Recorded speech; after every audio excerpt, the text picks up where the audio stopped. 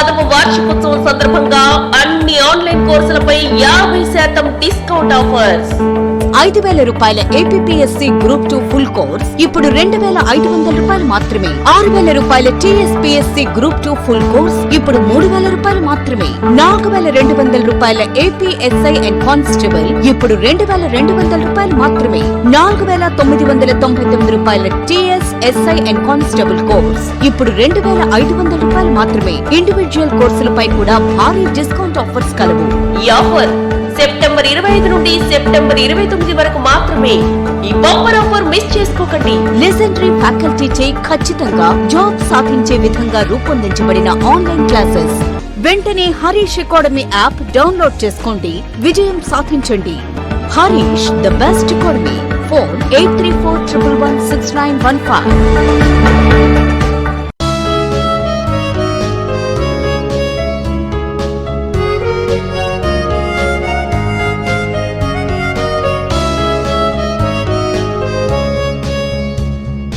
Hi friends, welcome to Harish academy. ఈరోజు వార్తలు నిలిచిన జాతీయ, అంతర్జాతీయ, రాష్ట్రీయ అంశాల గురించి, వార్తలు నిలిచిన వ్యక్తులు, అవార్డులు, పుస్తకాలు, మరి క్రీడా సంబంధిత సమాచారం, ఒక్కొక్క అంశాన్ని వివరంగా తెలుసుకుందాం. ఈరోజు ఫస్ట్ టాపిక్ వచ్చేసి జాగ్రఫికల్ ఇండికేషన్ ట్యాగ్ సంబంధిత అంశంతో 3 ప్రత్యేక వస్తువులు వార్తలు నిలిచాయి. ఆ 3 వస్తువుల పేర్లు గుర్తుంచుకోండి. ఇక్కడ ఏమంటున్నాను? జాగ్రఫికల్ ఇండికేషన్ ట్యాగ్ అంటున్నాను. జాగ్రఫికల్ అంటే భౌగోళిక, ఇండికేషన్ అంటే గుర్తింపు. భౌగోళిక గుర్తింపు అంటే ఏంటి? ఒక ప్రాంతం ఆధారంగా ఒక వస్తువును ప్రత్యేకంగా గుర్తించడం. అలాంటి ప్రత్యేక వస్తువులు ఈరోజు 3 వార్తలు ఇచ్చాయి. ఫస్ట్ వచ్చేసి సోజాత్ మెహందీ. సోజాత్ మెహందీ ఏ రాష్ట్రానికి సంబంధించి అంటే రాజస్థాన్ రాష్ట్రానికి సంబంధించి. సోజాత్ మెహందీ ఇటీవల జాగ్రఫికల్ ఇండికేషన్ ట్యాగ్ పొందుతూ వార్తలు ఇచ్చింది. ఏ రాష్ట్రానికి సంబంధించిన వస్తువు అంటారు? సో మనకి ఏ రాష్ట్రం? రాజస్థాన్. అండ్ సెకండ్ వచ్చేసి జుడిమా అనే ఒక వైన్ వార్తలు నిలిచింది. జుడిమా వైన్ అస్సాం రాష్ట్రానికి సంబంధించి జుడిమా అనే ఒక వైన్. దీని యొక్క ప్రత్యేకత ఏంటంటే ఇది ఒక ప్రత్యేకమైన వైన్. రైస్ ఎక్స్ట్రాక్ట్ నుండి దిమాసా అనే ఒక తెగకి సంబంధించిన ప్రజలు తయారు చేసే జుడిమా అనే వైన్ కి ప్రత్యేకత ఉంటుంది. ఇప్పుడు మనం జుడిమా అనే పేరు వినగానే అస్సాం రాష్ట్రం గుర్తుకు రావాలి, ఇలా గుర్తుంచుకోండి. And next Naga cucumber. Nagaland రాష్ట్రంలోని కుకుంబర్ కి కూడా జాగ్రఫికల్ ఇండికేషన్ రావడం జరిగింది. మరి నాగాలాండ్ కుకుంబర్ కి ప్రత్యేకత ఏంటంటే మనకు దేశవ్యాప్తంగా దోసకాయలు దొరుకుతాయి, కుకుంబర్స్ దొరుకుతూ ఉంటాయి. అలాంటిది నాగాలాండ్ రాష్ట్రం నుండి వచ్చే దోసకాయలు ఏవైతే ఉంటాయో ప్రత్యేకమైన టేస్ట్, ప్రత్యేకమైన స్వీట్నెస్ ఉంటాయి అన్నట్టు. అలా ఒక ప్రాంతం ఆధారంగా ఒక వస్తువును ప్రత్యేకంగా గుర్తించడాన్ని జాగ్రఫికల్ ఇండికేషన్ అంటాం. అలా జాగ్రఫికల్ ఇండికేషన్ ట్యాగ్ పొందుతూ ఈరోజు 3 వస్తువులు వార్తలు ఇచ్చాయి. ఫస్ట్ వచ్చేసి సోజాత్ మెహందీ. సోజాత్ మెహందీ పేరు గుర్తుంచుకోండి. సోజాత్ మెహందీ అనగానే ఏ రాష్ట్రం గుర్తుకు రావాలి? రాజస్థాన్ రాష్ట్రం.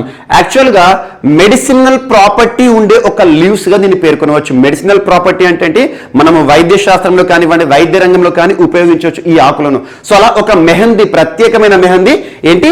సోజాత్ మెహందీ. ఇది గోరింటాక్ అంట మన ప్రాంతంలో. సో సోజాత్ మెహందీ అనేది రాజస్థాన్ రాష్ట్రానికి సంబంధించి పాలి జిల్లాలో పండించడం జరుగుతుంది. ఒక మొక్క, ఒక లీవ్స్ అని గుర్తుంచుకోండి. అండ్ సెకండ్ వచ్చేసి జుడిమా అంటున్నాను. జుడిమా వైన్. జుడిమా వైన్. వైన్ అంటే డ్రింక్. సో మనం తీసుకునే ద్రవం ఏదైతే ఉంటుందో డ్రింక్. So wine. ఈ జుడిమా వైన్ అనేది ఏ రాష్ట్రానికి సంబంధించి అంటే అస్సాం రాష్ట్రానికి సంబంధించిన ఒక ప్రత్యేకమైన డ్రింక్. అస్సాం రాష్ట్ర ప్రజలు దీన్ని ట్రెడిషనల్ డ్రింక్ గా భావిస్తారు. ట్రెడిషనల్ అంటే ఏంటి? ఏదైనా పండుగ సందర్భంలో కానివ్వండి, ఏదైనా అకేషన్స్ ఉన్నప్పుడు దీన్ని డివైన్ గా తీసుకుంటారు అన్నట్టు. అలా జుడిమా అనేది ఏ రాష్ట్రానికి సంబంధించిన ట్రెడిషనల్ డ్రింక్ అంటారు? అస్సాం రాష్ట్రం. అస్సాం రాష్ట్రంలోని ఒక తెగ పేరు గుర్తుంచుకోండి. ఆ తెగ పేరు ఏంటంటే దిమాసా. ఇక్కడ ఇంకొక ప్రశ్న కూడా అడగవచ్చు. ఇటీవల వార్తలు నిలిచిన దిమాసా తెగ ఏ రాష్ట్రానికి సంబంధించింది అంటారు? అస్సాం రాష్ట్రం. అలా దిమాసా తెగకి సంబంధించిన గిరిజనులు అన్నట్టు. దిమాసా తెగకి సంబంధించిన ప్రజలు అస్సాం రాష్ట్రంలోని కర్బీ అంగ్లాంగ్, ఈ ప్రాంతం పేరు గుర్తుంచుకోండి. కర్బీ అంగ్లాంగ్. కర్బీ అంగ్లాంగ్ అనే ఒక జిల్లాలో ఈ ప్రత్యేకమైన వైన్ ని తయారు చేశారు. రైస్ ఎక్స్ట్రాక్ట్ అన్నట్టు. అంటే రైస్ అంటే మనకు వరి ఉంటుంది కదా, సో వరికి సంబంధించి ఎక్స్ట్రాక్షన్ ప్రొసీజర్ ద్వారా దీన్ని తయారు చేయడం జరుగుతుంది. జుడిమా అనే ఒక డ్రింక్ అస్సాం రాష్ట్రం అని గుర్తుంచుకోండి. అండ్ నెక్స్ట్ వచ్చేసి నాగా కుకుంబర్. సో నాగాలాండ్ రాష్ట్రంలో ముఖ్యంగా జుమ్మింగ్ కల్టివేషన్ ఆధారంగా. జుమ్మింగ్ కల్టివేషన్ అంటే ఏంటి? సో గిరిజనులు నివసించే అటవీ ప్రాంతాలు ఏవైతే ఉంటాయో, అడవులు అంటేనే వృక్షాలతో ఉండే ప్రాంతం, అలాంటి వృక్షాలను కట్ చేసేసి, ఎగ్జాంపుల్ ఒక ల్యాండ్ ఉందనుకోండి, అక్కడ అటవీ వృక్షాలు ఉంటాయి కదా, ఆ వృక్షాలన్నింటినీ కూడా చదును చేసేసి వాటన్నిటిని కట్ చేసేసి అక్కడ ఒక అగ్రికల్చర్ ల్యాండ్ గా మారుస్తారు. దాన్ని జుమ్మింగ్ కల్టివేషన్ అంటాం. మనం గిరిజనులు చేసే వ్యవసాయం అని చెప్పి చిన్నప్పుడు నేర్చుకుంటూ ఉంటాం, పోడు వ్యవసాయం అంటాం. సో అలా పోడు వ్యవసాయంలో పండించే ఒక ప్రత్యేకమైన కుకుంబర్, దోసకాయ. ఈ కుకుంబర్ ఏంటి? నాగా కుకుంబర్ అని గుర్తుంచుకోండి. Naga cucumber geographical indication tag పొందుతూ వార్తలు ఇచ్చింది. మరి వీటితో పాటు ఇటీవల చాలా వస్తువులు వార్తలు ఇస్తున్నాయి. జస్ట్ 1 వీక్ బ్యాక్ 2 ఐటమ్స్ గురించి చెప్పాను. ఎగ్జాంపుల్ ఫస్ట్ వచ్చేసి హాతీ మిర్చి. హాతీ మిర్చి ఒక ప్రత్యేకమైన మిరపకాయ. హాతీ మిర్చి అనే ఒక ప్రత్యేకమైన మిరపకాయ చాలా వరకు స్పైస్గా ఉంటుంది, కారంగా ఉండే మిరపకాయ. At the same time Tamenglong. Tamenglong ఈ పేర్లు గుర్తుంచుకోండి. టమెంగ్లాంగ్ అనేది ఒక ఆరెంజ్, ఒక నారింజ పండు, ఆరెంజ్. సో స్వీట్, ఒకటి హాట్. ఈ 2 ప్రోడక్ట్స్ కూడా ఇటీవల జస్ట్ 1 వీక్ బ్యాక్ మనం డిస్కస్ చేసుకోవడం జరిగింది. ఏ రాష్ట్రానికి సంబంధించి జిఐ ట్యాగ్ రావడం జరిగింది? మణిపూర్ రాష్ట్రం, మణిపూర్. సో మణిపూర్ రాష్ట్రానికి సంబంధించి హాతీ మిర్చి అండ్ టమెంగ్లాంగ్ జస్ట్ 1 వీక్ బ్యాక్ వార్తలు ఇచ్చాయి. సో ఇలాంటి జాగ్రఫికల్ ఇండికేషన్ ట్యాగ్ పొందుతూ వార్తలు ఇచ్చిన వస్తువులు ఏవైతే ఉంటాయో సింపుల్ గా గుర్తుంచుకోవాల్సింది ఏంటంటే, దేశవ్యాప్తంగా దోసకాయలు దొరుకుతాయి, కానీ ఇక్కడ నాగాలాండ్ రాష్ట్రంలో దొరికే దోసకాయలు ఏవైతే ఉంటాయో నాగా కుకుంబర్, నాగా అనే పేరుతో కుకుంబర్ అని పిలుస్తారు. సో అలా నాగాలాండ్ రాష్ట్రానికి సంబంధించిన కుకుంబర్స్ చాలా ప్రత్యేకమైన అన్నట్టు. అలా ఒక ప్రాంతం ఆధారంగా ఒక వస్తువు, అది అగ్రికల్చర్ ప్రోడక్ట్ అయినా, అగ్రికల్చర్ ప్రొడ్యూస్ అయినా, లేదా మ్యానుఫ్యాక్చర్డ్ ఐటమ్ అయినా, ఎగ్జాంపుల్ తేలియా రుమాల్ అంటాం. తేలియా రుమాల్ అనేది ఒక ప్రత్యేకమైన రుమాల్. తేలియా రుమాల్ అనేది ఏ రాష్ట్రానికి సంబంధించిన జిఐ ట్యాగ్? తెలంగాణ రాష్ట్రానికి సంబంధించి. పాష్మినా షాల్, ఉన్ని. పాష్మినా షాల్ అనగానే జమ్మూ కాశ్మీర్కి సంబంధించి. అలా ఒక ప్రత్యేక ప్రాంతం ఆధారంగా మనం తయారు చేసే వస్తువులకు కానివ్వండి, పండించే పంటలకి కానివ్వండి, ప్రత్యేకమైన వస్తువులకు కానీ భౌగోళిక గుర్తింపు అనే ట్యాగ్ ఇవ్వడం జరుగుతుంది. మరి ఇక్కడ భౌగోళిక గుర్తింపు tag, GI tag, geographical indication tag ని ఏ సంస్థ ఇస్తుంది అంటారు? ఇక్కడ గుర్తుంచుకోండి, geographical indication registry. Geographical indication registry అనే సంస్థ చెన్నై కేంద్రంగా పనిచేస్తుంది. చెన్నై కేంద్రంగా అంటే కేంద్ర ప్రభుత్వ సంస్థ అనుకోవచ్చు, ఎందుకంటే భారతదేశంలో ఒక్కొక్క ప్రాంతానికి సంబంధించిన వస్తువులను గుర్తిస్తూ జిఐ ట్యాగ్ ఇవ్వడం జరుగుతుంది. సో జాగ్రఫికల్ ఇండికేషన్ రిజిస్ట్రీ అనే సంస్థ చెన్నై కేంద్రంగా పనిచేస్తుంది. ఆ సంస్థ ప్రత్యేకమైన వస్తువులను గుర్తిస్తుంది భౌగోళిక ప్రాంతం ఆధారంగా. వీటికి చాలా డిమాండ్ ఉంటుంది. అండ్ ఇక్కడ ఒక చట్టాన్ని కూడా గుర్తుంచుకోండి. ఆ చట్టం ఏంటంటే geographical indication of goods are items. Geographical indication of goods protection and registration act 1999. Just ఇక్కడ అడిగేది ఏంటంటే పోటీ పరీక్షలో ఏ సంవత్సరంలో భౌగోళిక గుర్తింపుకి సంబంధించి ఒక చట్టం భారతదేశంలో తీసుకురావడం జరిగింది అంటారు? 1999. Geographical indication of items or goods protection and registration, protections and registrations act 1999. ఈ చట్టం ఆధారంగా భారతదేశంలో ఒక ప్రాంతం ఆధారంగా ఒక ప్రత్యేక వస్తువును జాగ్రఫికల్ ఇండికేషన్ ట్యాగ్ ఇస్తూ గుర్తించడం జరుగుతుంది. అలా భారతదేశంలో జిఐ ట్యాగ్ పొందిన మొట్టమొదటి వస్తువు ఏది అంటారు? మనకి డార్జిలింగ్ టీ. ఇది గుర్తుంచుకోండి, డార్జిలింగ్ టీ. డార్జిలింగ్ టీ ఒక ప్రత్యేకమైన చాయ్, టీ పౌడర్. డార్జిలింగ్ ఎక్కడ ఉంటుంది? వెస్ట్ బెంగాల్ సంబంధించి. 2004 సంవత్సరంలో మొదటి ప్రోడక్ట్. 1999లో ఈ యాక్ట్ వచ్చినా కూడా మొదటి ప్రోడక్ట్ ఎప్పుడు గుర్తించడం జరిగింది? 2004 సంవత్సరం. జస్ట్ గుర్తుంచుకోండి. అండ్ దీంతో పాటు ఇటీవల జాగ్రఫికల్ ఇండికేషన్ ట్యాగ్ పొందిన వస్తువులు కూడా ఎగుమతి అవుతూ వార్తలు ఇస్తున్నాయి. ఎగుమతి అంటే ఏంటి? ఈ రోజు ఇవి ప్రత్యేకమైన వస్తువులు. సో ఎగ్జాంపుల్ అస్సాం రాష్ట్రానికి సంబంధించి జుడిమా అనే ఒక డ్రింక్ ఉంది. ఈ డ్రింక్ అస్సాం రాష్ట్రంలో మాత్రమే దొరుకుతుంది కాబట్టి ప్రపంచవ్యాప్తంగా దీనికి సిగ్నిఫికెన్స్ ఉంటుంది. అందులో ఏముంటుందో, అది టేస్ట్ ఎలా ఉంటుందని చెప్పేసి దేశంలోని వివిధ ప్రాంతాలకు సంబంధించిన ప్రజలే కావచ్చు, లేదా విదేశాలకు సంబంధించిన ప్రజలే కావచ్చు, ప్రత్యేకంగా దీన్ని కావాలని కోరుకుంటారు. అలా విదేశాలకు ఎగుమతి చేయొచ్చు, లేదా దేశంలోని వివిధ ప్రాంతాలకు సరఫరా చేయొచ్చు. అలా ఇటీవల కాలంలో గోల్వాడ్ సపోటా వార్తలు నిలిచింది. గోల్వాడ్ సపోటా ప్రత్యేకంగా ఒక సపోటా పండు. గోల్వాడ్ సపోటా ఏ రాష్ట్రానికి సంబంధించి అంటే మహారాష్ట్రకి సంబంధించింది. షాహీ లిచి, లిచి పండు ఉంటుంది కదా, white colour, red and white. So Shahi litchi అనేది బీహార్ రాష్ట్రానికి సంబంధించి. అండ్ కొన్ని మ్యాంగోస్ వార్తలు ఇచ్చాయి మనకు వెస్ట్ బెంగాల్ రాష్ట్రానికి సంబంధించి. జర్దాలు మ్యాంగో, కిర్సాపాటి mango, Lakshman Bagh mango and Fazli mango అని చెప్పేసి. అండ్ ఇటీవల కాలంలో జలగావ్ బనానా అని చెప్పేసి మహారాష్ట్రకి సంబంధించి వార్తలు నిలిచింది. మదురై మల్లి, మదురై మల్లి అనగానే తమిళనాడు రాష్ట్రానికి సంబంధించి. అలా జాగ్రఫికల్ ఇండికేషన్ ట్యాగ్ సంబంధిత అంశంతో ఇటీవల బర్మిస్ గ్రేప్స్ కూడా వార్తలు ఇచ్చాయి. బర్మిస్ గ్రేప్స్ అస్సాం రాష్ట్రానికి సంబంధించి. ఇలాంటి వస్తువులు జాగ్రఫికల్ ఇండికేషన్ ట్యాగ్ పొందుతూ ఆకృతి ఈ రోజు కొత్త వస్తువులు వార్తలు ఇచ్చాయి, లాస్ట్ 1 వీక్ వార్తలు ఇచ్చాయి. అండ్ ఇటీవల కాలంలో ఈ జాగ్రఫికల్ ఇండికేషన్ ట్యాగ్ వస్తువులు ఏవైతే ఉంటాయో విదేశాలకు ఎగుమతి అనే సంబంధిత అంశంతో అపెడా గురించి చెప్పాను. Agriculture and processed foods exports development authority భారతదేశం నుండి ఎగుమతి అవుతూ వార్తలు నిలిచిన GI ట్యాగ్ వస్తువులు ఏవైతే ఉంటాయో వాటిపైన ప్రత్యేక శ్రద్ధ చూపండి. ఖచ్చితంగా రానున్న పోటీ పరీక్షలో ఇలాంటి ప్రత్యేకమైన విషయాలపైన ప్రశ్న అడిగే అవకాశం ఉంటుంది. అండ్ లాస్ట్ ఇయర్ కూడా చాలా జాగ్రఫికల్ ఇండికేషన్, ముఖ్యంగా 2020 సంవత్సరంలో మనకి బ్లాక్ రైస్ మణిపూర్కి సంబంధించి చాఖో వార్తలు నిలిచింది, తేలియా రుమాల్ ఆఫ్ తెలంగాణ వార్తలు నిలిచింది, కోయిల్పట్టి కడలై మిఠాయి ఆఫ్ తమిళనాడు వార్తలు నిలిచింది, సోహ్రాయ్ కోవర్ పెయింటింగ్స్ మనకి జార్ఖండ్ రాష్ట్రానికి సంబంధించి మురాల్ పెయింటింగ్స్ వార్తలు ఇచ్చాయి, గోరఖ్పూర్ టెర్రాకోటా టాయ్స్ ఉత్తరప్రదేశ్ రాష్ట్రానికి సంబంధించి వార్తలు ఇచ్చాయి. వీటన్నిటిని ఒక చార్ట్ రూపంలో ప్రిపేర్ అవ్వడం సులువుగా గుర్తుంటుంది. అండ్ నెక్స్ట్ ఈరోజు మన సంస్కృతి అంటే ఇక్కడ కేరళ రాష్ట్రం అని గుర్తుంచుకోండి. సో కేరళ రాష్ట్ర సంస్కృతిలో భాగమైన ఒక ప్రత్యేకమైన కళ, అంతరించిపోయిన కళ మరొకసారి వార్తలు ఇచ్చింది. అంతరించిపోయిన కళ పేరు ఏంటంటే కథా ప్రసంగం. కథా ప్రసంగం పేరు గుర్తుంచుకోండి, కథా ప్రసంగం. ఒక అంతరించిపోతున్న కళ కథా ప్రసంగం ఇటీవల ఏ రాష్ట్రానికి సంబంధించి వార్తలు నిలిచింది అంటే కేరళ. సో కేరళ రాష్ట్రంలోని కోజికోడ్ డిస్ట్రిక్ట్ గుర్తుంచుకోండి. కోజికోడ్ జిల్లాలోని ఒక గ్రామం, ఆ గ్రామం పేరు ఏంటంటే కూడరిని. సో కూడరిని అనే గ్రామంలోని యువత ఈ అంతరించిపోయిన కళకు మరొకసారి పునర్వైభవాన్ని తీసుకొస్తున్నారు. పునర్వైభవం అంటే ఏంటి? ఈ కళను మరొకసారి ప్రజల్లోకి తీసుకెళ్తున్నారు. ఎలా అంటే యాక్చువల్గా ఇక్కడ కథా ప్రసంగం అంటే ఏంటంటే ఒక పర్సన్, యాక్చువల్గా మనకి ఎప్పుడైనా స్టేజ్ షోస్ ఉంటాయి, స్టేజ్ షోస్ అంటేనే మనం గొప్పగా తయారయ్యేసేసి మేకప్ వేసేసుకొని డ్రెస్సింగ్ స్టైల్, కాస్ట్యూమ్స్, డిజైన్ అవన్నీ చూస్తూ ఉంటాం కిరీటాలు పెట్టుకొని. కానీ ఇక్కడ కథా ప్రసంగం అనే ఒక ఆర్ట్ అనేది జస్ట్ ప్లేన్ మనకి ఏదైతే ఉంటుందో నార్మల్గా మనం వేసుకునే దుస్తులతోనే స్టేజ్ పైన ఒక లిరికల్ స్టోరీని వర్ణించడం. లిరికల్ స్టోరీ అంటే ఏంటి? మనం ఏదైతే ఉంటుందో ఒక కథ ఉంటుంది కదా, ఒక పురాతన మన భారతదేశ సంస్కృతికి సంబంధించిన కథలు కానివ్వండి, స్వాతంత్ర్యోద్యమానికి సంబంధించిన కథలను కానివ్వండి, స్టేజ్ పైన ఒక పర్సన్ నిలబడి వాటిని ప్రజలకు చెప్తా ఉంటాడు, మైక్ ముందర నిలబడి. అతనికి పక్కన చుట్టూ తబలా వాయించే వాళ్ళు, సన్నాయి వారు ఉంటారు కదా, వారందరూ కూడా మ్యూజికల్ బ్యాక్గ్రౌండ్ ఇవ్వడం జరుగుతుంది. మధ్యలో పద్యాలు పాడడం కానివ్వండి అలా చేస్తారు. ఒక స్పీచ్ కి మ్యూజికల్ అట్రాక్షన్ ని క్రియేట్ చేయడం అన్నట్టు, మ్యూజిక్ ని క్రియేట్ చేయడం. సో అలా ఒక పర్సన్ స్పీచ్ ఇస్తూ ఉంటాడు, మధ్యలో పాటలు పాడుతూ ఉంటాడు, మధ్యలో పద్యాలు చదువుతూ ఉంటాడు. అలాంటి ఒక స్పీచ్ కి, ఆ కథా ప్రసంగం అనే కళకి చుట్టుపక్కల ఉండేవారు ఎవరైతుందో ఒకరు తబల వాయిస్తూ ఒకరు సన్నాయి వాయిస్తూ ఉంటారు అన్నట్టు. సో అలా కథా ప్రసంగం జస్ట్ గుర్తుంచుకోండి, దీనికి సంబంధించి ఏది అవసరం లేదు. అండ్ కాదమని అంటారు. ఈ పర్సన్ ఎవరైతే చెప్తారో, అంటే ఎవరైతే ఇక్కడ గుంపు మన ప్రజలు కూర్చుంటారు కదా, అక్కడ కూర్చున్న వాళ్ళు ఎవరైతే ప్రేక్షకులు ఉంటారో వారికి చెప్పే పర్సన్ కాదమని అంటారు. సో అలాంటి కథా ప్రసంగం అనే ఒక కళ కేరళ రాష్ట్రంలో చూడడం జరిగింది. ఒకప్పుడు భారతదేశ స్వాతంత్రోద్యమంలో కూడా కీలక పాత్ర పోషించిన ఒక కళ అంతరించిపోయింది.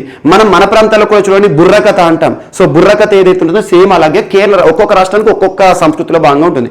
అలా కేరళ రాష్ట్రానికి సంబంధించి కథా ప్రసంగం అనేది ప్రజలకి ఒక సమాచారాన్ని ఇచ్చే ఒక మాధ్యమంగా వాడుకునేవారు కథా ప్రసంగం ద్వారా.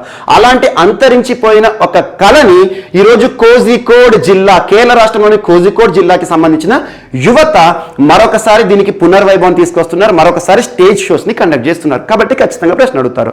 సో ఇక్కడ అడిగే ప్రశ్న ఎలా ఉంటుందంటే కథా ప్రసంగం అనేది ఏ రాష్ట్ర సంస్కృతిలో భాగం అంటారు, ఏ రాష్ట్ర సంస్కృతిలో ఒక స్టేజ్ షో అంతరించిపోయిన కళ అంటారు. సో కేరళ రాష్ట్రం. ఇలాంటివి చాలా వరకు మనం తరచూ చూస్తూ ఉంటాం. ఎగ్జాంపుల్, అంతరించిపోయిన ఒక నృత్యం ఇటీవల వార్త నిలిచింది.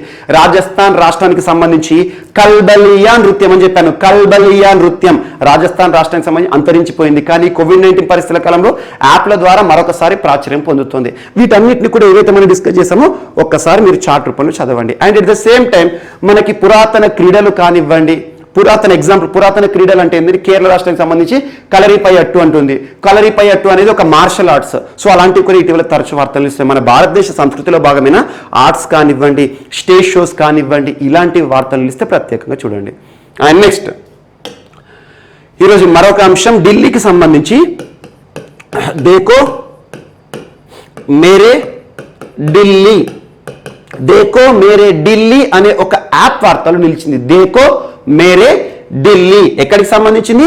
ఢిల్లీకి సంబంధించింది. ఇటీవల మనం నిన్నటి రోజున చూసాము, September 27th every year is celebrated as world tourism day, ప్రపంచ పర్యాటక దినోత్సవం. సో ప్రపంచ పర్యాటక దినోత్సవం అయిన నిన్నటి రోజున ఢిల్లీ ప్రభుత్వం దేకో మేరే ఢిల్లీ అనే ఒక ప్రత్యేక యాప్ ని ఆవిష్కరిస్తూ వార్తలు ఇచ్చింది. మరి ఇక్కడ దేకో మేరే ఢిల్లీ ఆటోమేటిక్గా చూడండి, ఈజీగా అర్థమవుతుంది. దేకో అంటే చూడండి, మేరే ఢిల్లీ మన ఢిల్లీని చూడండి. సో ఢిల్లీకి సంబంధించి పర్యాటక రంగాన్ని అభివృద్ధి చేయడానికి ఢిల్లీలో ప్రముఖ పర్యాటక స్థలాలు ఏవైతే ఉంటాయో, ప్రముఖ పర్యాటక ప్రదేశాలు ఏవైతే ఉంటాయో వాటన్నిటిని కూడా మనకు యాప్ రూపంలో అందుబాటులో తీసుకొచ్చింది ఢిల్లీ ప్రభుత్వం. ఎగ్జాంపుల్, ఢిల్లీకి సంబంధించి మనకు ఆగ్రా ఫోర్ట్ దగ్గర ఉంటుంది, తాజ్ మహలే కావచ్చు. సో ఢిల్లీ చుట్టుపక్కల ప్రాంతాలకు సంబంధించి సో అలా ఏవేవైతే ఢిల్లీకి సంబంధించి లోటస్ టెంపుల్ కానివ్వండి, సో ఢిల్లీలో ఉన్న టూరిజం అట్రాక్షన్ డెస్టినేషన్స్ ఏవైతే ఉంటాయో వాటన్నిటి కూడా యాప్ రూపంలో తీసుకొచ్చేసి వాటికి సంబంధించి రూట్ మ్యాప్స్ కూడా మనకు అందుబాటులో ఉంటుంది. ఎగ్జాంపుల్, మనం ఢిల్లీలో ల్యాండ్ అయ్యామనుకోండి, ఎక్కడైతే మనం ఢిల్లీలో ల్యాండ్ అవుతామో మన చుట్టుపక్కల ప్రాంతాల్లో with in radius of 5 kilometres radius లో ఏ ప్రదేశాలు అట్రాక్షన్ గా ఉంటాయి, పర్యాటకంగా అద్భుతంగా ఉంటాయి, వాటన్నిటిని కూడా ఈ యాప్ ద్వారా మనకు తీసుకురావడం జరుగుతుంది. అలా ఢిల్లీ ప్రభుత్వం ఒక ప్రత్యేకమైన యాప్ ని తీసుకొచ్చింది, దేకో మేరే ఢిల్లీ అనే ఒక యాప్. జస్ట్ గుర్తుంచుకోండి, పర్యాటక రంగానికి సంబంధించి. ఇటీవల ఢిల్లీ తరచూ ఏదో ఒక యాప్తో వార్తలు నిలుస్తుంది. తరచూ ఏదో ఒక యాప్ అంటే ఏంటి?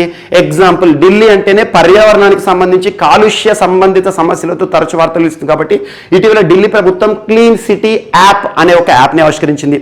Clean city app, green Delhi app, ఇలాంటి యాప్స్ తరచు మనం ఢిల్లీకి సంబంధించి చూస్తున్నాం. వాటన్నిటిని కూడా యాడ్ చేస్తూ చదవండి. అండ్ ఢిల్లీ అనగానే కమింగ్ కాంపిటేటివ్ ఎగ్జామినేషన్స్లో ఢిల్లీకి సంబంధించి కాలుష్య సంబంధిత అంశాలపైనే ఏదో ఒక ప్రశ్న అడుగుతారు. ఆ కాలుష్య సంబంధిత అంశాలు ఏవైతే ఉంటాయో మనకు red light on, gaadi off, switch Delhi campaign, యుద్ధ ప్రదూషణకే విరుద్ధ్, and Delhi smart tower, and ఢిల్లీకి సంబంధించి ఇటీవల గ్లోబల్ ర్యాంకింగ్స్, వాటిపైన ప్రత్యేక శ్రద్ధ చూపండి. ఖచ్చితంగా ఏదో ఒక ప్రశ్న అడుగుతారు. అండ్ నెక్స్ట్, ఈరోజు ఢిల్లీకి సంబంధించిన ఐఐటి కూడా వార్తలు ఇచ్చింది. ఢిల్లీ ఐఐటి ఇటీవల తరచూ వార్తలు ఇస్తుంది. ఢిల్లీ ఐఐటి అనగానే సెర్స్ టెక్నాలజీ సంబంధిత అంశంతో వార్తలు ఇచ్చింది. SERS technology, surface enhanced Raman spectroscopy. Surface enhanced Raman అనే పదం కనిపించింది అంటే that is the term related to light అని గుర్తుంచుకోండి. కాంతికి సంబంధించి surface enhanced Raman spectroscopy Delhi IIT వారు తీసుకొచ్చారు. ఎందుకోసము? మానవుడిలో డెంగ్యూ వ్యాధి నిర్ధారణ కోసం. అలాంటి డెంగ్యూ వ్యాధికి సంబంధించి ఇటీవల సో 10 మినిట్ 10 హఫ్తే అని చెప్పేసి ఒక ప్రత్యేక అవగాహన కార్యక్రమాన్ని మనం చూసాము. సో అలాంటి అంశాలు చూడండి. సో ఇక్కడ సెర్స్ అనేది డెంగ్యూ వ్యాధి, మానవుల్లో డెంగ్యూ వ్యాధిని నిర్ధారణ చేయడానికి ఐఐటి ఢిల్లీ వారు తీసుకొచ్చారు. At the same time last week IIT Delhi వారు వర్షపు చినుకులు ఉంటాయి కదా, నీటి బిందువులు, ఆ నీటి బిందువుల నుండి కూడా విద్యుత్ ని తయారు చేసే ఒక ప్రత్యేక టెక్నిక్ ని కనుగొని వార్తలు ఇచ్చింది ఐఐటి ఢిల్లీ. ఇలాంటి అంశాలు లింక్ చేసుకోండి. సో ఇక్కడ ఐఐటి ఢిల్లీ ఈ రోజు ఎందుకు వార్తలు ఇస్తుంది అంటే దేశంలోనే మొట్టమొదటి అనే అంశంతో వార్తలు ఇచ్చింది. దేశంలోనే మొట్టమొదటిసారి ఐఐటి ఢిల్లీ ఒక సెంటర్ ఆఫ్ ఎక్సలెన్స్ ని ఏర్పాటు చేసింది. సెంటర్ ఆఫ్ ఎక్సలెన్స్ దేనికి సంబంధించి? క్వాంటమ్ టెక్నాలజీస్, అంటే క్వాంటమ్ ఫిజిక్స్, క్వాంటమ్ టెక్నాలజీకి సంబంధించి.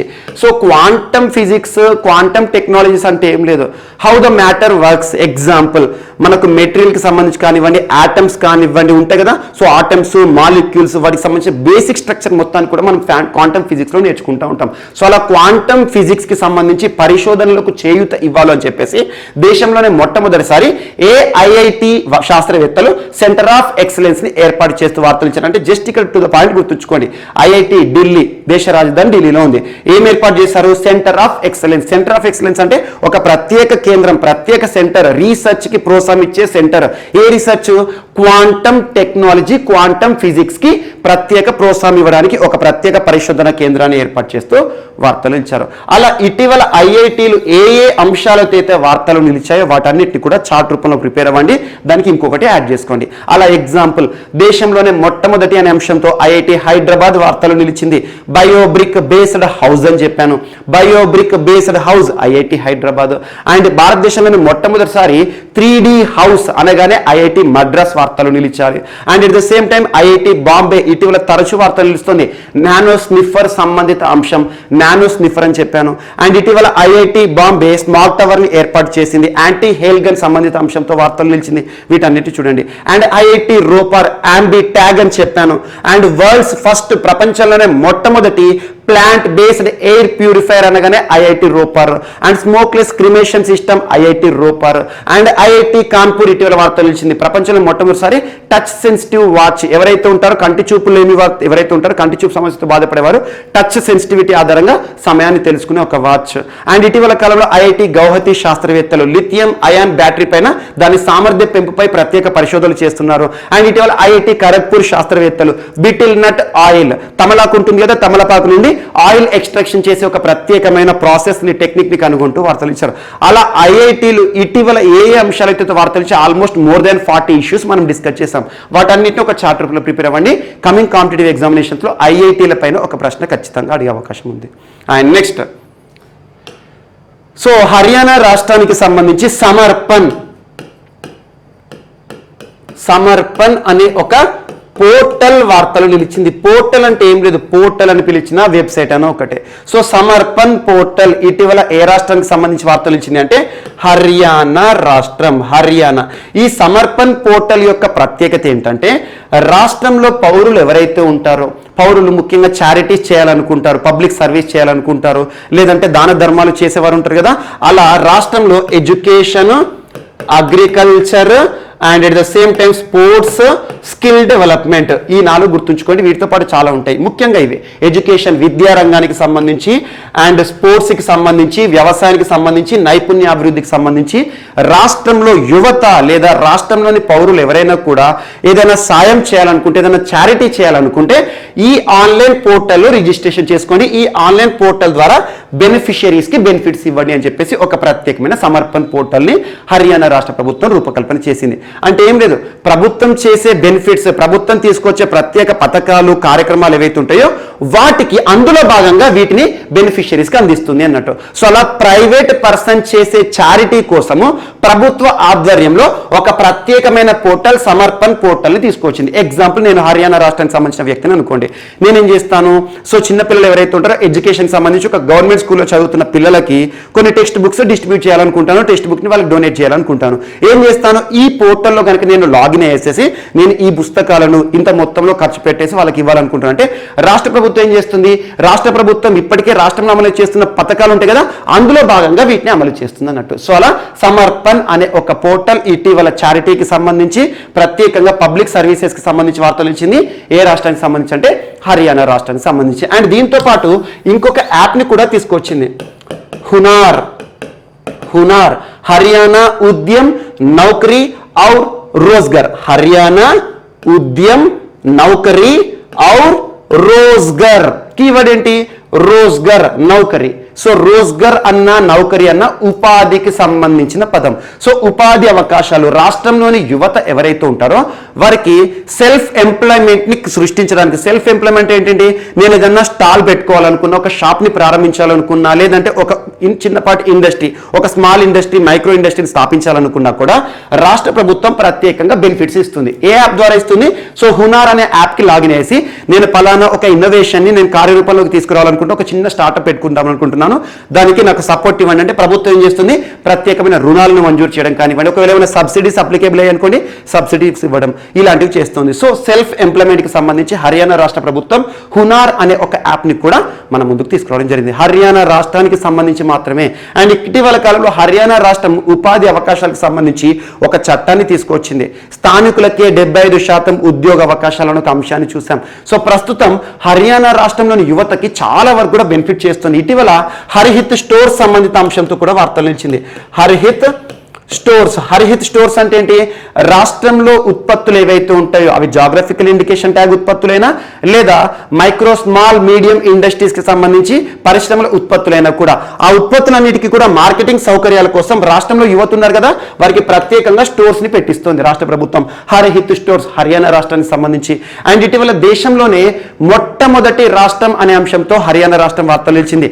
దేశంలోనే మొట్టమొదటి food grain ATM. Grain ATM అంటే ధాన్యపు ఏటీఎం. సేమ్ ఏటీఎంలో కదా మనం డబ్బులు తీసుకుంటాం కదా, అక్కడ గ్రెయిన్ ఏటీఎం ఏంటంటే అక్కడ మనం మన కార్డు ఇన్సర్ట్ చేస్తే మనకు కావాల్సిన రేషన్ ఉంటుంది కదా, ధాన్యం ఉంటుంది కదా, పబ్లిక్ డిస్ట్రిబ్యూషన్ సిస్టమ్ ఆధారంగా అది మనకు రావడం జరుగుతుంది. అదొకటి. అండ్ ఇటీవల కాలంలో హరిహర్ అనే ఒక ప్రోగ్రామ్ వార్తలు ఇచ్చింది అనాథ పిల్లలకి సంబంధించి. ఎట్ ద సేమ్ టైం వృక్షాలకి కూడా పెన్షన్ ఇస్తున్న రాష్ట్రం హర్యానా రాష్ట్రం. ప్రాణవాయు దేవత పెన్షన్ యోజన. రాష్ట్రంలో 75 సంవత్సరాలు నిండిన చెట్లు ఏవైతే ఉంటాయో వాటిని కాపాడడానికి చెట్లకి కూడా పెన్షన్ ఇస్తున్న రాష్ట్రం హర్యానా. అండ్ ఇటీవల CCTNS పోలీస్ ర్యాంకింగ్స్ లో దేశంలోనే టాప్ ప్లేస్ లో నిలిచింది. అలా హర్యానా రాష్ట్రం చాలా విషయాలు తీటల వార్తలు ఇచ్చింది. వాటన్నిటిని కూడా లింక్ చేస్తూ చదవండి, సులభంగా గుర్తుంటాయి. అండ్ నెక్స్ట్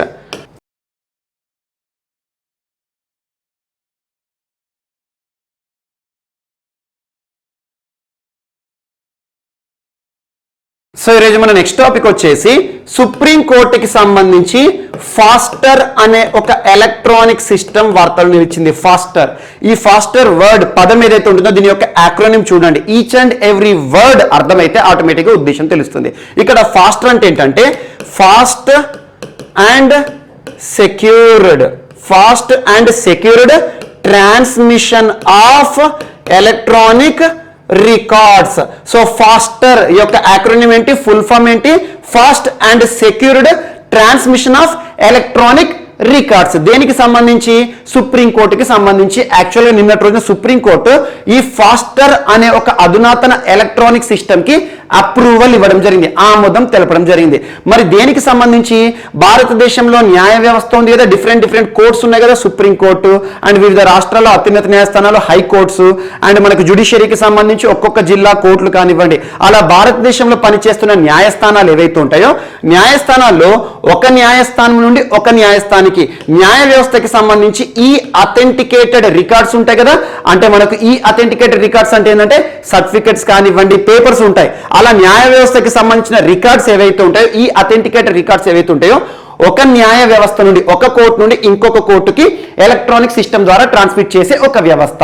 అండ్ ఇక్కడ కోర్టులతో పాటు భారతదేశంలో ప్రిజన్స్ ఉన్నాయి కదా, సో ప్రిజన్స్ అంటే జైలు. సో న్యాయ వ్యవస్థ నుండి కోర్టుల నుండి ప్రిజన్స్ కి ఈ అథెంటికేటెడ్ రికార్డ్స్ ఏవైతే ఉంటాయో, న్యాయ వ్యవస్థ కోర్టులకి సంబంధించిన ఈ అథెంటికేటెడ్ రికార్డ్స్ ఏవైతే ఉంటాయో వాటిని ఆన్లైన్ విధానంలో ట్రాన్స్మిట్ చేసే ఒక ప్రత్యేకమైన ఎలక్ట్రానిక్ సిస్టమ్ పేరే ఫాస్టర్ అని గుర్తుంచుకోండి. జస్ట్ ఇటీవల వార్తలు నిలిచిన ఫాస్టర్ ఎలక్ట్రానిక్ సిస్టమ్ ఏ వ్యవస్థకి సంబంధించింది అంటారు? భారతదేశంలో న్యాయ వ్యవస్థకి సంబంధించింది. ఫాస్టర్ అనే పదానికి యాక్రోనిమ్ ఫుల్ ఫామ్ ఏంటి అంటారు? Fast and secured transmission of electronic records. So supreme కోర్టుకు సంబంధించి కానివ్వండి, హైకోర్టుకి సంబంధించి కానివ్వండి, భారతదేశంలో కోర్టులకు సంబంధించి రికార్డ్స్ ఏవైతే ఉంటాయో, ఈ అథెంటికేటెడ్ రికార్డ్స్ ఏవైతే ఉంటాయో ఒక న్యాయస్థానం నుండి ఇంకొక న్యాయస్థానానికి, న్యాయస్థానాల నుండి ప్రిజన్స్ కి. ఎగ్జాంపుల్, ఒక వ్యక్తి ఉన్నాడు అనుకోండి, సో తన మీద నేరం ఏదైతే ఉంటుందో నిరూపణ అవుతుందో, దోషిగా నిర్ధారితమైంది అనుకోండి, తనకి సంబంధించి ప్రిజన్కి వెళ్తారు కదా, సో తనకి సంబంధించిన డాక్యుమెంట్స్ ఏవైతే ఉంటాయో వాటన్నిటి కూడా ప్రిజన్కి పంపించాల్సి ఉంటుంది. జస్ట్ అలా ఎగ్జాంపుల్. సో అలా భారతదేశంలో ఈ అథెంటికేటెడ్ రికార్డ్స్ ట్రాన్స్మిషన్ కోసం ఇటీవల సుప్రీం న్యాయస్థానం అప్రూవ్ చేసిన ఎలక్ట్రానిక్ సిస్టమ్ పేరు ఏంటంటే ఫాస్టర్. అండ్ దీంతో పాటు నిన్నటి రోజున సుప్రీం కోర్టు భారతదేశంలోని అన్ని రాష్ట్ర ప్రభుత్వాలకు అండ్ కేంద్ర పాలిత ప్రాంతాలకి, దేశంలోని అన్ని జైళ్ళకి కూడా, ప్రిజన్స్ డిపార్ట్మెంట్ కూడా ఒక లేఖ రాశారు. సో అతి త్వరలో భారతదేశంలో ఈ ఫాస్టర్ ఎలక్ట్రానిక్ సిస్టమ్ అమలు కోసం కార్యాచరణని సిద్ధం చేయండి అని చెప్పేసి. సో ఫాస్టర్ అంటే న్యాయ వ్యవస్థకి సంబంధించిందని గుర్తుంచుకోండి. So FASTER and secured transmission of electronic records అని గుర్తుంచుకోండి, ఈజీగా అర్థమవుతుంది. అండ్ నెక్స్ట్ సుప్రీం కోర్టుకి సంబంధించి నిన్నటి రోజున ఒక ప్రత్యేకమైన ఆదేశం భారత ప్రభుత్వాన్ని, కేంద్ర ప్రభుత్వాన్ని అండ్ ఉత్తరాఖండ్ రాష్ట్ర ప్రభుత్వాన్ని సుప్రీం కోర్టు ఒక టైగర్ రిజర్వ్ విషయంలో కొన్ని ప్రశ్నలు వేసింది. అదేంటంటే ఆ టైగర్ రిజర్వ్ పేరు గుర్తుంచుకోండి, రాజాజీ టైగర్ రిజర్వ్. సో ఇక్కడ ఆటోమేటిక్గా ఎగ్జామినేషన్ పాయింట్ ఆఫ్ వ్యూలో ఈ రాజాజీ టైగర్ రిజర్వ్ ఇంపార్టెంట్. ఇటీవల వార్తలు నిలిచిన రాజాజీ టైగర్ రిజర్వ్ ఏ రాష్ట్రంలో ఉంది అంటారు? ఉత్తరాఖండ్ రాష్ట్రం. సో ఉత్తరాఖండ్ రాష్ట్రంలోని ఈ టైగర్ రిజర్వ్ ఏదైతే ఉంటుందో టైగర్ రిజర్వ్ అనే మనకి ఏం గుర్తొస్తుంది? సో టైగర్ రిజర్వ్ లో కోర్ ఉంటుంది, బఫర్ జోన్ ఉంటుంది. సో అలా ఈ కోర్ అంటే ఏంటంటే టోటల్ గా ఎనిమల్స్ నివసించే ప్రాంతం అనుకోండి. అండ్ దాని పక్కన ఉండే ఈ పెరిఫర్ పక్కన ఉండే ప్రాంతాలు ఏవైతే ఉంటాయో వాటిని బఫర్ జోన్ అంటాం. ముఖ్యంగా మ్యాన్ ఎనిమల్ కాన్ఫ్లిక్ట్ జరగకుండా, మానవుడు వన్యప్రాణులు ఏవైతే ఉంటాయో వారు తలపడకుండా ప్రత్యేకంగా బఫర్ జోన్ల ఏర్పాటు అనేవి వన్యప్రాణి సంరక్షణ కేంద్రాల చుట్టూ ఉంటాయి. అలా ఈ రాజాజీ టైగర్ రిజర్వ్ ఏదైతే ఉంటుందో కోర్ ప్రాంతాన్ని కాకుండా ఈ బఫర్ జోన్, బఫర్ ఏరియా ఏదైతే ఉంటుందో ఆ బఫర్ ఏరియాలో ఇటీవల ప్రభుత్వం ఒక ప్రత్యేకమైన మార్గాన్ని నిర్మిస్తోంది, అంటే ఒక రోడ్డు వ్యవస్థ నిర్మిస్తోంది. ఆ రోడ్డు వ్యవస్థ ఏ ప్రాంతాన్ని కలుపుతుంది అంటే లాల్దంగ్ అనే ప్రాంతాన్ని మరియు చిల్లార్కల్ ఇది గుర్తుంచుకోండి. సో లాల్దంగ్ అనే ప్రాంతాన్ని చిల్లార్కల్ అనే ప్రాంతాన్ని కలపడానికి ఆ మధ్య రోడ్డు మార్గం ఏదైతే ఉంటుందో ఆ రోడ్డు మార్గం రాజాజీ టైగర్ రిజర్వ్ ప్రాంతం నుండి వెళ్ళడం జరుగుతుంది. సో ఈ రాజాజీ టైగర్ రిజర్వ్ లోని బఫర్ జోన్ ప్రాంతం నుండి వెళ్ళడం జరుగుతుంది. సో సుప్రీంకోర్టు ఇన్వాల్వ్ ఏం చెప్తుందంటే ఈ బఫర్ జోన్ నుండి, సో టైగర్స్ కి సంబంధించి రాజాజీ టైగర్ రిజర్వ్ లోని బఫర్ జోన్ ప్రాంతం నుండి ఈ రహదారి వ్యవస్థను అసలు ఎలా నిర్మిస్తున్నారు మీరు, దీనికి అప్రూవల్ ఏంటి? సో ఇక్కడ మ్యాన్ ఎనిమల్ కాన్ఫ్లిక్ట్ జరగొద్దని ఇక్కడ బఫర్ జోన్స్ అనేవి ఏర్పాటు చేయడం జరిగింది wild life protection act amendment act 2006 ఆధారంగా. సో అలా బఫర్ జోన్లు అనేవి ఖచ్చితంగా మ్యాండేటరీగా ఉండాలి. అలాంటి బఫర్ జోన్ నుండి ఈ రహదారి మార్గాన్ని ఎలా నిర్మిస్తున్నారని చెప్పేసి ఒక ప్రత్యేకమైన ఆదేశం, ఒక ప్రత్యేకమైన ఎంక్వైరీ సంబంధిత అంశంతో రాజాజీ టైగర్ రిజర్వ్ వార్తలిచ్చింది. జస్ట్ ఈ ఇష్యూ అంతా కూడా మనకు అవసరం లేదు. So national board for wild life అనే సంస్థ ఈ రహదారి మార్గానికి ఇటీవల క్లియరెన్స్ ఇచ్చిందని చెప్పేసి ప్రభుత్వాలు సమాధానాలు చెప్తున్నాయి. సో ఏ సమాధానం చెప్పినా కూడా భారతదేశంలో వన్యప్రాణి సంరక్షణ కేంద్రాలకు సంబంధించి చుట్టూ ప్రాంతాలు ఏవైతే ఉంటాయో ఈ పెరిఫరీ లేదంటే మనకు బఫర్ జోన్ ఏదైతే ఉంటుందో బఫర్ జోన్ లో ఎలాంటి నిర్మాణాలను చేపట్టకూడదు అని చెప్పేసి మనకు 2006 సంవత్సరంలో wild life protection amendment act ఆధారంగా కొన్ని ప్రత్యేకమైన నిబంధనలు ఉన్నాయి. సో ఆ నిబంధనలు ఉల్లంఘిస్తూ ఈ రహదారి మార్గాన్ని ఎలా నిర్మిస్తున్నారు, ఈ రెండు ప్రాంతాలు లాల్దంగ్ చిల్లార్కల్ అనే ప్రాంతాలను కలపడానికి ఈ రహదారి మార్గాన్ని ఈ బఫర్ జోన్ నుండి ఎందుకు తీసుకెళ్తున్నారు, దీనివల్ల ఎనిమల్స్ టైగర్స్ ఇంపాక్ట్ అవుతాయని చెప్పేసి సుప్రీంకోర్టు కేంద్ర ప్రభుత్వాన్ని రాష్ట్ర ప్రభుత్వాన్ని సమాధానాన్ని కోరుతుంది. ఇదొకటి ఇంపార్టెంట్. జస్ట్ ఈ టాపిక్ అంతా మర్చిపోండి. అడిగేది ఏంటంటే ఎగ్జామినేషన్ పాయింట్ ఆఫ్ వ్యూ ఈ రోజు వార్తలు నిలిచింది ఒక టైగర్ రిజర్వ్. ఆ టైగర్ రిజర్వ్ ఏంటి? Rajaji tiger reserve. భారతదేశంలో రాజాజీ అనే బిరుదు ఎవరికి ఉంటుంది? సి రాజగోపాలాచారి గారు. సో రాజగోపాలాచారి గారి పేరు మీద ఉంటుంది ఒక టైగర్ రిజర్వ్. ఏ రాష్ట్రంలో ఉంది? ఉత్తరాఖండ్ రాష్ట్రంలో. 2015 సంవత్సరంలో భారతదేశంలో 48వ టైగర్ రిజర్వ్ గా గుర్తింపు పొందిన ప్రాంతం 48వ. సో 48వ టైగర్ రిజర్వ్. ప్రస్తుతం భారతదేశంలో ఉన్నాయి 52 టైగర్ రిజర్వ్లు ఉన్నాయి. అందులో 48వ ఏంటి? Rajaji tiger reserve. 2015 భారతదేశంలో టైగర్ రిజర్వ్లను ఎవరు గుర్తిస్తారు? నేషనల్ టైగర్ కన్జర్వేషన్ అథారిటీ 2005 అని చెప్పేసి తరచు చెప్తున్నాను. నేషనల్ టైగర్ కన్జర్వేషన్ అథారిటీ ఈ రాజాజీ టైగర్ రిజర్వ్ ని 2015 సంవత్సరంలో 48వ టైగర్ రిజర్వ్ గుర్తించింది.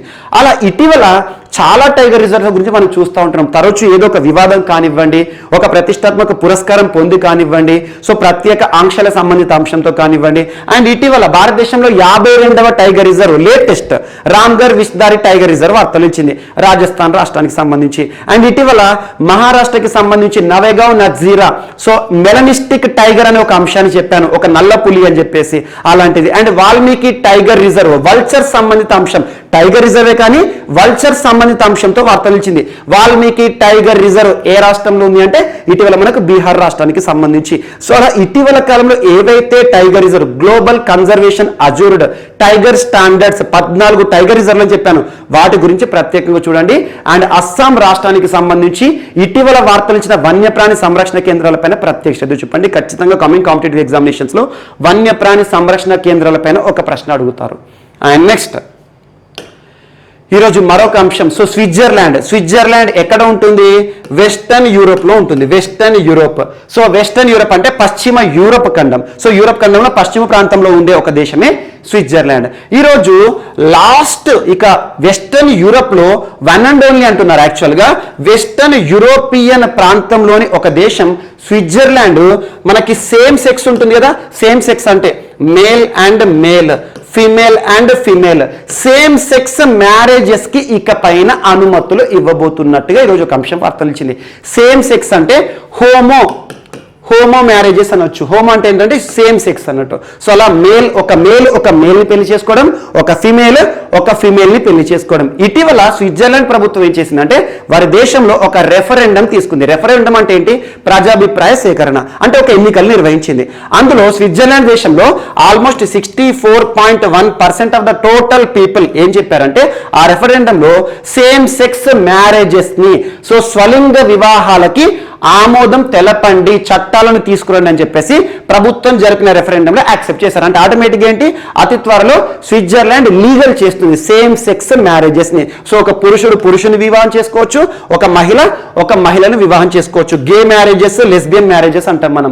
అండ్ ఇక్కడ వివాహం చేసుకుంటే సంతానం అనేది సమస్యగా ఉంటుంది. అలాంటి సంతానానికి సంబంధించి మనకేమైతే ఉంటుందో ముఖ్యంగా దత్తతను తీసుకోవచ్చు పిల్లలు.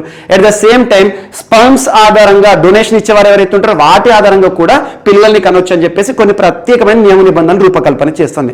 జస్ట్ ఇక్కడ గుర్తుంచుకోవాల్సింది ఏంటంటే ఇటీవల వెస్టర్న్ యూరోపియన్ ఖండంలోని ఒక దేశం సో స్వలింగ వివాహాలు లేదా same sex marriages, homo marriages కి ఆమోదం తెలపడం జరిగింది. రెఫరెండంలో ప్రజలందరూ కూడా ఓకే చెప్పారు. ఆ దేశం ఏదంటే స్విట్జర్లాండ్. అండ్ ఇంకొకటి, ఇక్కడ వెస్టర్న్ యూరోపియన్ ఖండంలో అంటే యూరోప్ ఖండంలోని వెస్టర్న్ ప్రాంతంలో అన్ని దేశాలు కూడా సేమ్ సెక్స్ మ్యారేజెస్ ని అమలు చేస్తున్నాయి. అలా లాస్ట్ దేశం అని చెప్పారు కానీ వెస్టర్న్ యూరోపియన్ ఖండంలో వెస్టర్న్ యూరోప్ లో ఒక దేశం ఉంది, ఇటలీ మాత్రం ఇప్పటికీ సేమ్ సెక్స్ మ్యారేజెస్ కి అనుమతులు ఇవ్వట్లేదు. So one and only nation in western Europe that is not allowing same sex marriages is nothing but Italy అని గుర్తుంచుకోండి. సో అలా స్విట్జర్లాండ్ మాత్రం ఈరోజు లీగల్ చేయడం జరిగింది. ఇది ఒకటి ఇంపార్టెంట్. అండ్ నెక్స్ట్ ఈరోజు కులు ప్రాంతం వార్తలు ఇచ్చింది. కులు ఎక్కడ ఉంటుంది? హిమాచల్ ప్రదేశ్ రాష్ట్రానికి సంబంధించి ఇటీవల ఒక అంశాన్ని చర్చించుకున్నాం మనం. సో ప్రపంచంలోనే అత్యంత ఎత్తైన ఎలక్ట్రిక్ వెహికల్ ఛార్జింగ్ స్టేషన్ అని చెప్పాను, కాజా విలేజ్ అని చెప్పేసి. సో అలా ఈ రోజు కులు ప్రాంతంలో ఒక ప్రత్యేకమైన సెంటర్ ని ఏర్పాటు చేయబోతున్నట్టుగా మినిస్ట్రీ ఆఫ్ కామర్స్ వారు ఒక ప్రత్యేక ప్రకటన చేశారు. మినిస్ట్రీ ఆఫ్ కామర్స్ అంటే ప్రస్తుతం పీయూష్ గోయల్ గారు ఏం చెప్పారంటే భారతదేశంలో కులు ప్రాంతం హిమాచల్ ప్రదేశ్ రాష్ట్రంలో weavers services and design resources centre. ఈ సెంటెన్స్ గుర్తుంచుకోండి. Weavers services. వీవర్స్ అంటే ఎవరు? సో నేత పనివారు అన్నట్టు. చేనేత వారు అంటాం కదా మన దగ్గర. సో చేతి వృత్తుల ఆధారంగా బతికేవారు. సో చేనేత వారి కోసం ప్రత్యేకమైన సర్వీసెస్ కల్పించడము and designing resources centre. So హస్తకళలకు ప్రత్యేక ప్రాముఖ్యత ఇవ్వడానికి, ప్రత్యేక ప్రోత్సాహాన్ని కల్పించడానికి భారతదేశంలో ఇటీవల weavers services design resource centre ని ఏ ప్రాంతంలో ఏర్పాటు చేయబోతున్నట్టు మినిస్ట్రీ ఆఫ్ కామర్స్ కేంద్ర వాణిజ్య శాఖ మంత్రి పీయూష్ గోయల్ గారు ప్రకటించారంటే కులు హిమాచల్ ప్రదేశ్ అని గుర్తుంచుకోండి. అండ్ హిమాచల్ ప్రదేశ్ రాష్ట్రం ఇటీవల తరచూ వార్తలు ఇస్తుంది. దేశంలోనే మొట్టమొదటి రాష్ట్రం 100% కోవిడ్-19 వ్యాక్సినేటెడ్ స్టేట్ గా వార్తలు ఇచ్చింది. ఇలాంటి అంశాలు లింక్ చేస్తూ చదవండి. సో ఇక్కడ మరి వాణిజ్య శాఖ మంత్రి ఎందుకు ప్రకటించారంటే ఈ రీసోర్సెస్ సెంటర్ ఏవైతే ఉంటాయో ఇక్కడ హస్తకళలు ఉంటాయి కదా, చేనేత దుస్తులు కానివ్వండి, చేతుల ఆధారంగా చేయబడిన ఉంటాయి కదా వస్తువులు, వాటన్నిటిని కూడా ఇక్కడ నుండి ఎగుమతి కూడా చేస్తారంట విదేశాలకు. అందుకే ఎగుమతులు దిగుమతులు లేదా మార్కెటింగ్ అనే అంశం ఇన్వాల్వ్ అయిందంటే మనకు మినిస్ట్రీ ఆఫ్ కామర్స్ కి సంబంధించిన అంశం. అండ్ నెక్స్ట్ ఈరోజు అమిత్ షా గారు, యాక్చువల్గా నిన్నటి రోజున అమిత్ షా గారు భారతదేశంలోనే మొట్టమొదటిసారి ఒక ప్రత్యేకమైన కాన్ఫరెన్స్ ని నిర్వహించారు. ఆ కాన్ఫరెన్స్ పేరు గుర్తుంచుకోండి. Amit Shah attends first ever, ఇప్పటివరకు దేశంలోనే మొట్టమొదటి national cooperative conference. So national cooperative conference అని గుర్తుంచుకోండి. నేషనల్ కోఆపరేటివ్ కాన్ఫరెన్స్ ఎవరు అటెండ్ అయ్యారు? చీఫ్ హోదాలో, అధ్యక్ష హోదాలో అటెండ్ అయ్యారు అమిత్ షా గారు. ఇటీవల మనం ఆగస్టు మాసంలో మంత్రివర్గ పునర్వ్యవస్థీకరణ గురించి చూసాం. అంటే మంత్రులందరూ కూడా మారడం జరిగింది, వివిధ శాఖల మార్పు చూసాము. అలా మంత్రివర్గ పునర్వ్యవస్థీకరణ జరుగుతున్నప్పుడు భారతదేశంలో ఒక కొత్త కేంద్ర మంత్రిత్వ శాఖను కూడా ఏర్పాటు చేశారు. కొత్త కేంద్ర మంత్రిత్వ శాఖ మినిస్ట్రీ ఆఫ్ కోఆపరేషన్ అని మనం చర్చించుకున్నాం. సో భారతదేశంలో ఒక కొత్త కేంద్ర మంత్రిత్వ శాఖను ఏర్పాటు చేసింది భారత ప్రభుత్వం, మినిస్ట్రీ ఆఫ్ కోఆపరేషన్, సహకార మంత్రిత్వ శాఖ. ఎవరి ఆధ్వర్యంలో? సో హోం మంత్రి గారు ఎవరైతే ఉన్నారో ప్రస్తుతం అమిత్ షా గారు మినిస్ట్రీ ఆఫ్ కోఆపరేషన్ సంబంధించి కన్సర్న్ మినిస్ట్రీ. అలా భారతదేశంలో కోఆపరేషన్ సెక్టర్ సహకార రంగానికి సంబంధించి అసలు ఎలాంటి పురోగతి సాధించాలి, సహకార రంగానికి ఎలాంటి చేయూతనివ్వాలి, ఎలాంటి ప్రోత్సాహకాలు కల్పించాలని చెప్పేసి మొదటిసారి ఢిల్లీ వేదికగా నేషనల్ కోఆపరేటివ్ కాన్ఫరెన్స్ నిర్వహించడం జరిగింది. సో కోఆపరేటివ్ కాన్ఫరెన్స్ అంటే భారతదేశంలో కొన్ని కోఆపరేటివ్ కార్పొరేషన్స్ ప్రస్తుతం పనిచేస్తున్నాయి. ఎగ్జాంపుల్ అమూల్ సంస్థ, ఆనంద్ మిల్క్ యూనియన్ లిమిటెడే కావచ్చు, and IFFCO Indian farmers fertilisers cooperation limited, Indian farmers fertiliser cooperation limited, ఇలాంటి సంస్థలు ఏవైతే ఉంటాయో భారతదేశంలో, సో సహకార మిత్ర సంస్థ కానివ్వండి, సో భారతదేశంలో కోఆపరేటివ్ సెక్టార్లో పనిచేస్తున్నవి ఏవైతే ఉంటాయో వాటి ఆధ్వర్యంలో ఈ ప్రత్యేకమైన కాన్ఫరెన్స్ నిర్వహించారు. జస్ట్ ఇక్కడ గుర్తుంచుకోవాల్సింది ఏంటంటే భారతదేశంలో మొట్టమొదటి నేషనల్ కోఆపరేటివ్ కాన్ఫరెన్స్ జాతీయ సహకార సదస్సు ఎక్కడ జరిగిందంటే ఢిల్లీలో. ఎవరు అటెండ్ అయ్యారు చీఫ్ హోదాలో, ఎవరి ఆధ్వర్యంలో అంటే అమిత్ షా. ఎందుకంటే భారతదేశంలో మినిస్ట్రీ ఆఫ్ కోఆపరేషన్ సహకార మంత్రిత్వ శాఖకి ప్రస్తుతం మంత్రిగా ఉన్నారు అమిత్ షా గారు, హోం మంత్రి, సహకార మంత్రి. సో కోఆపరేషన్ సెక్టర్ అంటే ఏంటి? Group of persons cooperative sectors అంటాం. మన భారతదేశంలో కోఆపరేటివ్ సెక్టార్లో అత్యంత అభివృద్ధి చెందిన రంగం ఏదంటే పాల పరిశ్రమ. అలాంటి కోఆపరేటివ్ సెక్టార్ని వ్యవసాయ రంగంలో కూడా అభివృద్ధి చేయాలని భారత ప్రభుత్వం భావిస్తోంది. జస్ట్ ఇవి గుర్తుంచుకోండి కోఆపరేటివ్ సెక్టార్ అని. అండ్ నెక్స్ట్ ఈరోజు మరొక అంశం, ప్రత్యేక పురస్కారాల వార్తలు ఇచ్చే ఆ పురస్కారాల పేరు ఏంటంటే హునార్ బాజ్ అవార్డ్స్.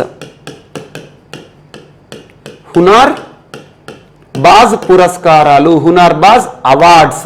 యాక్చువల్గా ఈ హునార్ అనే పదం తరచూ వార్తలు నిలుస్తుంది. హునార్ హాత్ వేరు. హునార్ హాత్ అంటే మినిస్ట్రీ ఆఫ్ మైనారిటీ అఫైర్స్, కేంద్ర మైనారిటీ మంత్రిత్వ శాఖ ఆధ్వర్యంలో హునార్ హాత్ ప్రోగ్రామ్స్ ఎగ్జిబిషన్ చర్చించుకుంటున్నాం. దీనికి సంబంధం లేదు. ఇక్కడ హునార్ బాజ్ అవార్డ్స్ ఎవరికి సంబంధించి అంటే దివ్యాంగ్ కి సంబంధించి. దివ్యాంగ్ జన్ అంటే ఏంటి? భారతదేశంలో దివ్యాంగులకి సంబంధించి ఒక ప్రత్యేక పురస్కారాలు హునార్ బాజ్ అవార్డ్స్ ఇటీవల ప్రభుత్వం ఇవ్వడం జరిగింది. ఏ సంస్థ ఆధ్వర్యంలో అంటే national institute of rural development and panchayat raj, national institute of rural development, గ్రామీణాభివృద్ధికి సంబంధించిన ఒక జాతీయ సంస్థ, పంచాయతీ రాజ్ సంబంధించి. ఈ సంస్థ ఆధ్వర్యంలో ఈ అవార్డులు ప్రదానం జరిగింది, ఈ అవార్డులను ఇవ్వడం జరిగింది. సో ఎవరికి ఇవ్వడం జరిగిందంటే ఆల్మోస్ట్ 15 స్టేట్స్, భారతదేశంలో 15 రాష్ట్రాల నుండి 75 మంది దివ్యాంగ్ పర్సన్స్ విత్ డిజేబిలిటీ, దివ్యాంగులు ఎవరైతే ఉంటారో వారికి పురస్కారాలు ఇవ్వడం జరిగింది. మరి ఆ దివ్యాంగులను కూడా ఎలా సెలెక్ట్ చేశారంటే భారతదేశంలో 2 ప్రత్యేక కార్యక్రమాలు ఇక్కడ గుర్తుంచుకోండి. ఆర్సెటి, మీరు తరచూ వింటా ఉంటారు ఆర్సెటి ప్రోగ్రామ్ అని చెప్పేసి. ఆర్సెటి ఎస్బీఐ ఆధ్వర్యంలో కూడా జరుగుతూ ఉంటాయి. సో ఆర్సెటి అంటే ఏంటంటే rural self employment training institutions. Example మీరు పిఎంఈజీపీ ప్రోగ్రామ్ తీసుకున్నారనుకోండి. పిఎంఈజీపీ అంటేనే మనకు సెల్ఫ్ ఎంప్లాయ్మెంట్ సంబంధించి చిన్న పరిశ్రమలు ప్రారంభిస్తే కేంద్ర ప్రభుత్వం ఇచ్చే సబ్సిడీ కార్యక్రమం. అలా పిఎంఈజీపీ బెనిఫిషరీస్ అయితే గనక ఈ ఆర్సెటిలో ట్రైనర్ అవ్వాల్సి ఉంటుంది. అంటే గ్రామీణ ప్రాంతంలో ఒక పరిశ్రమను ఏ రకంగా నేను నడిపించుకోగలుగుతాను, ఏ పరిశ్రమకు ఎలాంటి స్కోప్ ఉంటుంది, అలా మనకి గ్రామీణ ప్రాంతాల్లో స్వయం ఉపాధికి సంబంధించిన ట్రైనింగ్ ప్రోగ్రామ్స్ ఇచ్చే ఒక సంస్థ RSETI. So rural self employment training institutes ఒక్కొక్క ప్రాంతంలో ఒక్కొక్కటి ఉంది. మనం నివసించే ప్రాంతాలు కూడా ఆర్సెటీస్ కనబడుతూ ఉంటాయి. ఒకటేమో కొన్ని బ్యాంకుల ఆధ్వర్యం నడుస్తూ ఉంటాయి, ఎస్బీఐ బ్యాంక్ కానివ్వండి, ఒకటేమో ప్రత్యేకంగా పనిచేస్తూ ఉంటాయి. అలా ఆర్సెటి ఆధ్వర్యంలో సెల్ఫ్ ఎంప్లాయ్మెంట్కి సంబంధించి ఎవరైతే ట్రైనప్ అయ్యారో ఆ దివ్యాంగులకు at the same time DDU-GKY అంటే దీన్ దయాల్ ఉపాధ్యాయ గ్రామీణ కౌశల్య యోజన. గ్రామీణ కౌశల్య యోజన అంటే కౌశల్ అంటే ఆటోమేటిక్గా నైపుణ్య అభివృద్ధి. సో దీన్ దయాల్ ఉపాధ్యాయ గ్రామీణ కౌశల్ యోజన కింద కానివ్వండి, ఆర్సెటి కింద కానివ్వండి, ఎవరైతే దివ్యాంగ్జన్స్ ప్రత్యేకంగా ట్రైనప్ అయ్యారో, స్కిల్ తీసుకున్నారో, నైపుణ్యాన్ని పొందారో అందులో 75 మందికి ఈ పురస్కారాలను ఇవ్వడం జరిగింది. ఎవరిచ్చారు? National institute of rural development and panchayat Raj ఆధ్వర్యంలో ఈ పురస్కారాలు ప్రదానం జరిగింది. ఇక్కడ ఈ 75 మంది పేర్లు అవసరం లేదు. జస్ట్ ఇటీవల వార్తలు ఇచ్చిన హునార్ బాజ్ పురస్కారాలు, హునార్ బాజ్ అవార్డ్స్ ఎవరికి ఇవ్వడం జరిగింది అంటే మనకు దివ్యాంగులకు సంబంధించి. ఇక దివ్యాంగులకు సంబంధించి తరచూ ఏదో ఒక అంశం మనం చూస్తూ ఉంటున్నాం. దివ్యాంగులకు సంబంధించి చట్టాన్ని చూడండి. Persons with disabilities, equal opportunities, protection of rights, fully participation act 2016, అంతకుముందు 1995, ఇలాంటి చట్టాలు చూడండి. అండ్ భారతదేశంలో దివ్యాంగులకు సంబంధించి ఒక ఆర్టికల్ కూడా ఉంది మనకు ఆదేశిక సూత్రాల్లో, ఆర్టికల్ 41 దివ్యాంగుల సంరక్షణ ప్రభుత్వం యొక్క బాధ్యత అని. వీటిని లింక్ చేసుకోండి. అండ్ నెక్స్ట్ ఈరోజు వార్తలు నిలిచిన ఒక పుస్తకం. ఆ పుస్తకం ఏంటంటే బ్యాటిల్ ఆఫ్ రెజాంగ్లా. జస్ట్ పుస్తకం పేరు గుర్తుంచుకోండి. ఈ పుస్తకం యొక్క ప్రత్యేకత ఏంటంటే మనకు 1962 చైనీస్ అగ్రెషన్, చైనా దురాక్రమణ అని చర్చించుకోవడం జరుగుతుంది. 1962లో ఇండియా వర్సెస్ చైనా ఘర్షణ వాతావరణం ఏర్పడింది. అలాంటి పరిస్థితిలో భారతదేశానికి సంబంధించి 120 మంది soldiers, just 120 member soldiers versus 5000 Chinese army. So 120 Indian soldiers versus 5000 Chinese army. ఏ రకంగా జరిగింది ఘర్షణ, ఏ రకంగా యుద్ధం జరిగింది? అలాంటి 120 సోల్జర్స్ కి సంబంధించిన ఒక హిస్టరీని ఇతుర్తంగా బ్రేవ్ అన్నట్టు వీళ్ళందరూ కూడా చాలా కరేజియస్. 120 మంది 5000 మంది చైనా ఆర్మీని అడ్డుకట్ట వేశారంటే మామూలు విషయం కాదు. అలాంటి 120 మందికి సంబంధించిన ఒక సక్సెస్ఫుల్ స్టోరీ, వారికి జరిగిన ఏవేవైతే జరిగే యుద్ధంలో వారు ఎదుర్కొన్న పరిస్థితులు, వాటన్నిటిని ఇతివృత్తంగా తీసుకొని రాయబడిన పుస్తకం బ్యాటిల్ ఆఫ్ రెజాంగ్ లా. ఈ పుస్తకం యొక్క రచయిత ఎవరు అంటారు? సో కుల్ప్రీత్ యాదవ్. పేరు గుర్తుంచుకోండి సరిపోతుంది. కుల్ప్రీత్ యాదవ్ రచించిన బ్యాటిల్ ఆఫ్ రెజాంగ్ లా. ఇటీవల చైనాకి సంబంధించిన చాలా పుస్తకాలు మనం చూస్తున్నాం. ద లాస్ట్ గేమ్ నిన్నటి క్లాస్లో కూడా చెప్పాను. సో ద ఫ్రాక్చర్డ్ హిమాలయ అనే ఒక పుస్తకం చెప్పాను. సో చైనాకి సంబంధించి చాలా పుస్తకాలు, దలై లామాకి సంబంధించిన కొన్ని పుస్తకాలను చూసాము. సో అలా పుస్తకాలన్నిటి కూడా ఒక వర్గీకరణ చేస్తూ చదవండి. ఏ ప్రాంతానికి సంబంధించా, యుద్ధానికి సంబంధించా, పర్సనల్ లైఫ్కి సంబంధించి, ఆటోబయోగ్రఫియా, బయోగ్రఫియా, అలా వర్గీకరణ చేస్తూ పుస్తకాలను మీరు డివైడ్ చేస్తూ చదవండి, సులభంగా గుర్తుంటాయి. సో ఇక్కడ గుర్తుంచుకోవాల్సింది battle of Rezang law. Author ఎవరు? కుల్ప్రీత్ యాదవ్. సో ఏంటి? ఇండియన్ సోల్జర్స్ సంబంధించి 1962 వారికి సంబంధించి గుర్తుంచుకోండి సరిపోతుంది. సో ఇవి ఈరోజు వార్తలు నిలిచిన అంశాలు. మిస్లేనియస్ అంశాలు ఏమైనా మిగిలిపోతే మాత్రం రేపటి క్లాస్లో యాడ్ చేసుకొని నేర్చుకుందాం. రేపు కలుద్దాం. Thank you.